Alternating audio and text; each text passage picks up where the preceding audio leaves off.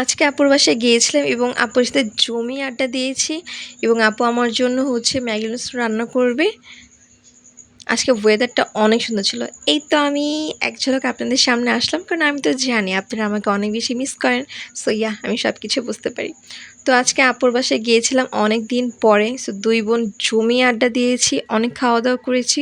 সব কিছু ফুটেজ নিতে পারিনি। সো ম্যাগি নুডলসটার ফুটেজটা নিয়েছি।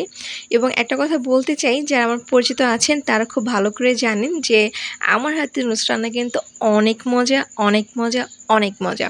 তো সবাই আমার হাতের নুডলসটার আইটেম জানতে চায় আমি কিভাবে রান্না করি, বাট এটা সিক্রেট।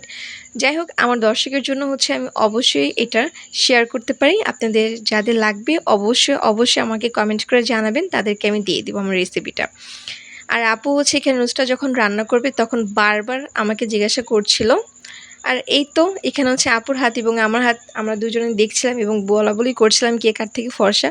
যদিও আপু আমার থেকে মাশাআল্লাহ অনেক বেশি ফর্সা। আপনারা আমাদেরকে কমেন্ট করে জানাবেন। তো আপু আমাকে বলছিল যে কি দিব না দিব, এটা দিব সেটা দিব। সে অনেক বেশি আনইজি ফিল করছিল, কারণ সে তো জানে তার ছোটো বোন হাতের নুডলস রান্না অনেক মজা। এবং যখনই কেউ আমার সাথে নুডলস রান্না করে একটু আনইজি ফিল করে, কারণ আমি নুডলস অনেক ভালো বানাতে পারি। ইয়েস। সো আপুর বাসায় গিয়েছিলাম, আর আপুর হাতের নুডলসটা কিন্তু বেশ মজা হয়েছিল।